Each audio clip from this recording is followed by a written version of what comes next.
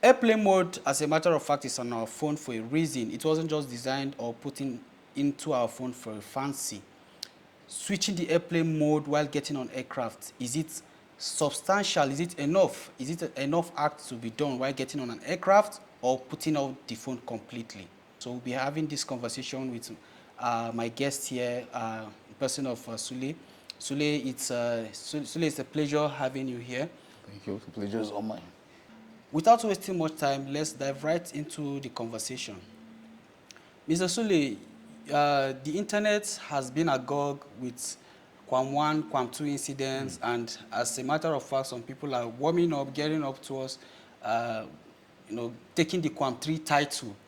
And vis-a-vis uh, lady, the lady who had altercation with Ibom Air, and also, okay, let's talk about the lady. Let's talk about the lady first who had altercation with the Ibom Air as a result of not switching off her phone completely. I believe you are aware of this case, this issue, this incident that has transpired. What do you make of these incidents? For me, I think it's an unfortunate incident that shouldn't have even happened in the first place. And if you look at the whole scenario, we don't even know who to believe. And I don't know if there are CCTVs inside planes. I think that that's the only thing that will give us the clear picture of what really transpired inside the plane. Because if you look at the whole thing, the video that is circulating online started with where she's trying to come out, and an old air hostess is blocking her, preventing her from coming down. So but if you still look at it again, you look, see, the thing is this. Why is it difficult for Nigerians to follow instruction? Why? You entered, the announcement was made. Please switch off your phone. I think these are experts already in their field, and they know why they're asking you to switch off your phone. Just like I said, it's an unfortunate incident. But I feel if she had, that's Comfort, if she had followed the instruction, all this would have happened. Okay, like you said, of course, we are not, there's no footage, CCTV footages or other people videoing what actually transpired in the aircraft. So we will just be having the conversation and making our input based on what we were able to see online, the little videos and perhaps some eyewitness report, but we can see a video to it. So do you think the airplane mode, because from the report we got, she actually activated the airplane mode on her phone. Is the airplane mode on her phone, don't you think do you think it's sufficient enough? Or what's your take on that, being that she put her phone on airplane mode? Why must she put off the phone? I know you are not an aviation expert, but yeah, just from a layman understand, why do you really think she must obey what the air hostess said? Why not just... I think there was a video circulating today where, sorry to just digress a bit, where a very dark man was inside a plane, and I think he was personally making that appeal that please put off your phone because your network might I don't know whether jam or something with what it might be interfering with what's going on in the cockpit. You understand? So, and I think this thing is simple. You get my point? This is simple. You get into the plane and you board the plane, and they say, okay, please, all passengers on board, please switch off your phone. Just like you said, I am not an aviation expert, neither is Comfort. Do you get? And I feel for you to have heard that instruction, I think the best thing for you to do was just to follow it. In fact, I had a similar experience in, I think it was Air Peace, you understand, where I think I was coming from Port Harcourt or so, or thereabout, where they said, okay, please put off your, that was when a particular lady started doing a selfie, making selfie. Do you understand? And these things, and whether just like whether we like it or not, it might have effects on it. But except to hear from the aviation experts, as you said, yes, the idea of just putting your phone on airplane mode, we're not sure if that is substantial enough for you to be on board. You understand? Okay. Well, we'll take it that she not putting off her phone completely led to all the fracas that happened. But Yes. do you also, what do you make of, the embarrassment and the trampling of her fundamental human rights, her rights to dignity, and all of that? She not turning off her phone. should it have warranted that? No, I Do you don't. think that's the best? No, the thing is, I'm not in support of the treatment she got. I feel there are better ways to have. You can even allow her come down and arrest her if you want to. You understand? Like, I think there are better ways to have. Because if you look at the video footage, it shows where she was trying to come down somebody. So I don't know if they were trying to arrest her inside the plane and she was like resisting arrest. You understand? Because all this thing, I don't. But the thing is, the treatment she got was absolutely uncalled for. Uncalled for. It wasn't professional at all. Okay, let's digress a little bit now. Do you a similar incident of a passenger having a misunderstanding or having a misunderstanding or a fight with airplane crew or the airline itself? A similar incident happened a week prior to Comfort incident, whereby, like we all saw, Kwam 1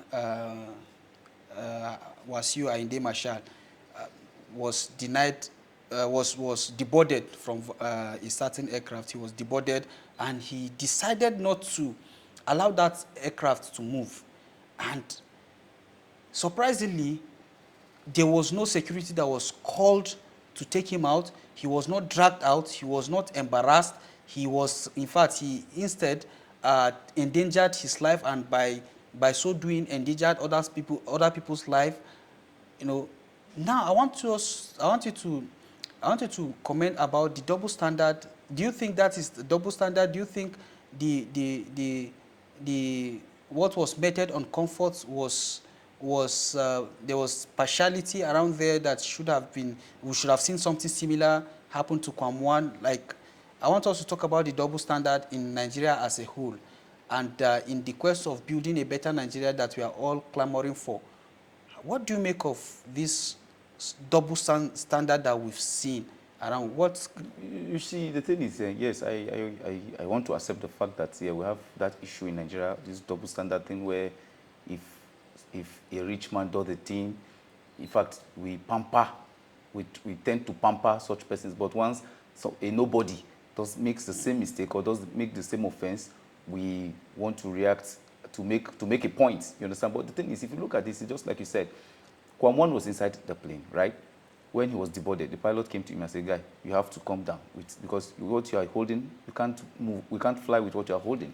And if you look at, he came down, obviously. And I think if you look at the video entirely, it was when they were trying to take off that he ran. I don't know how he managed to stay in front of that the plane. But if you look at it, if you see double standard, Kwam 1 was already outside the plane. You get. So I think it was left for the aviation guys around to do what they had to do. But I think if you look at it again, you look, the lady's own is a bit different.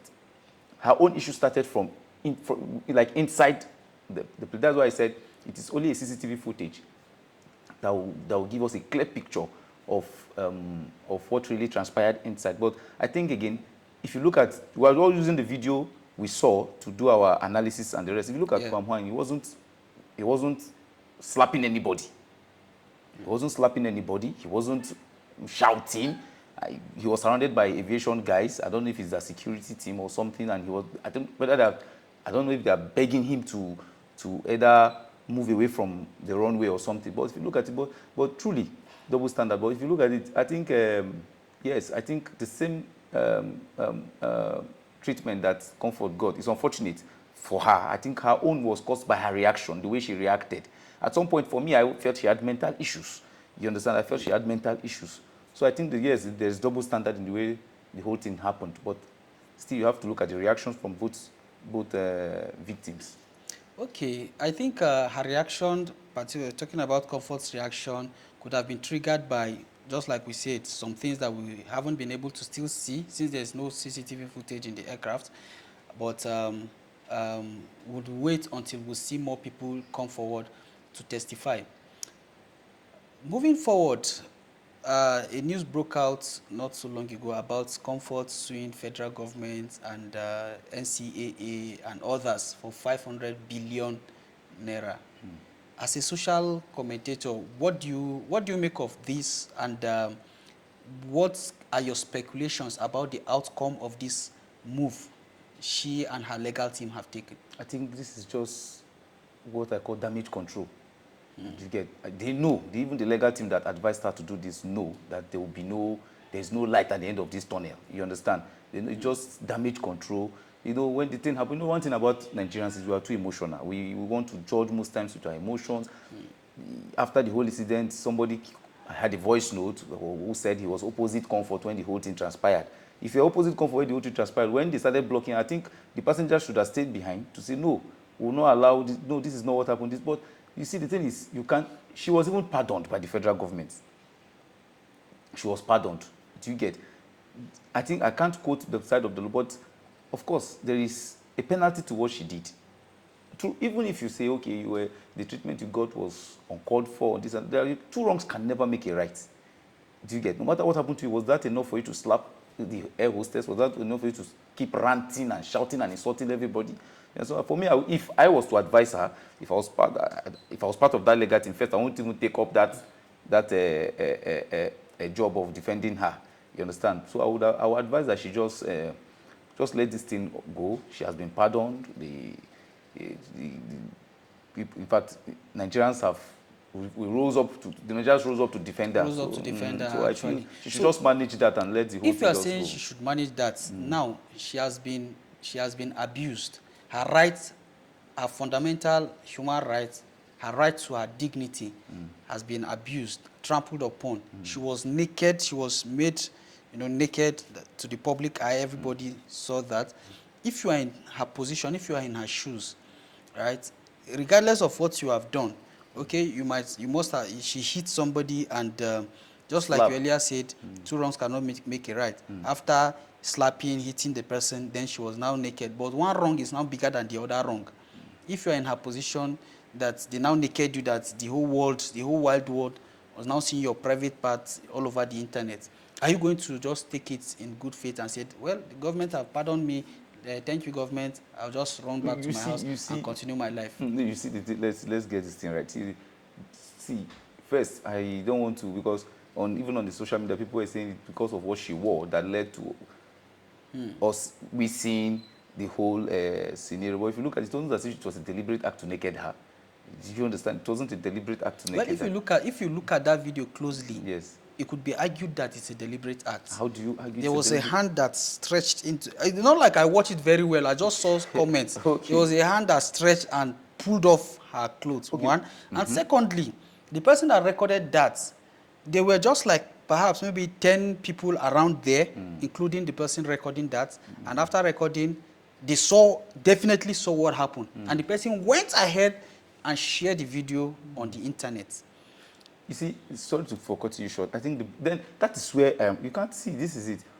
The person you're supposed to be suing, or the person you should be looking for, is the person that posted that video on the internet. Now you said, did you see that lady? For me, that's why I said I felt she wasn't mentally stable, because the strength she had, it took like 7 men to carry her inside a bus. You understand? If you listen to some of the voice recordings, you hear somebody say, she's strong, oh, carry her. You understand? And if you look at that thing, even inside, okay, if she had respect for herself as a lady, the moment 1, 2, 3 people are telling you, madam, please come out, and they were becoming violent, of course, there's no way you beat these 3 guys. The best thing for her to have done was to just calm down. It was, as a result, she was trying to sit so that they can't drag her out. I don't know the hand you saw, but I have not really analyzed the video to see the hand. But I know they were just dragging her, and in the process of dragging her, somebody held her shirt, and the whole thing happened. You understand? But please, I think what she should be doing is to say, okay, NCAA, federal government, I want to know the person that posted, because I think even Festus Keyamo, who is the aviation minister, said they are investigating to know who actually posted the video on social media. And I think that should be the right thing to do. But say you are suing the federal government, 500, of course, it's not realistic. You, like a normal Nigerian. Maybe ask for much to get little now. You can't even get little. Nigerians, you can't fight the government and win. Can you? If you fight the government, you understand? So please, you should just focus our attention on who posted the video, rather than saying you are suing NCA, you are suing the federal government. And so, Well, the person that posted the video must definitely be working for the federal government or Ibom Air. The person might be was an it not airport an handle? security So or which Ibom handle Air. posted the video? No, the person that posted the video got it from somebody. They should keep going like that. The person that the original creator of that video is somebody amongst those. Somebody was definitely videoing. In fact, there were more than 2 people. Was the There was person more not than one tagged? person. Say again. Was the person not tagged? Because I saw it on Instagram. The I person think it was that, Gossip Mill that posted yes, I on can Instagram. I can do a video now and send to some of these blogs, because these blogs, some of these blogs are hungry. Whatever they see, they will post, and they will just want to get engagement and all of that. So somebody from there, from that, one of those staff, maybe NCAA staff, or maybe Ibom Air, or maybe airport security, that is definitely employed by the federal government or Ibom Air, or one of those people was out. So I think that is the direction she's looking at. That is why she's fighting the So government, that is and for just like you government said. to also instant swiftly take her to court and straight to Kirikiri, and she was banned, and all those She was humiliation. remanded in Kirikiri. Yes, for the fact she was remanded. If she is remanded, will she stay in a duplex? She was with criminals, kidnappers, murderers, and all of those things. That is all So this insinuations. no, these are things that Just like, is it me and you that are in you know, Kirikiri? Me and you are not in in Kirikiri. police station, there's what we call cell. There's what we call counter. Somebody can be at the counter and your people will be outside saying he's inside the cell, but you're just behind the counter. No, but understand? once you are in Kirikiri, once you are there, you are there. I've not been there before, but I think they should be, you are speaking for, I don't know if you are speaking from experience, but I think there should be a place where they remand for her type of case, talk. But if you say Kirikiri is Kirikiri, well, I don't know. Thank you very much, our viewers. I've been talking with Sule, and Sule is a social commentator, and it's been an awesome conversation so far. What we do in Drew TV is to bring you those topical issues, so we can also hear from you. You are part of us. As you're watching, we can also hear from you while you drop your comment and your takes in that topical issue we're talking about, and you can also draw your observations from whatever we're discussing. Thank you for sticking around. Please don't forget to like, share, and subscribe to our channels at Drew TV on all social media platforms, including YouTube. Until we come your way again on our next shoot, thank you so very much, and do have a good one.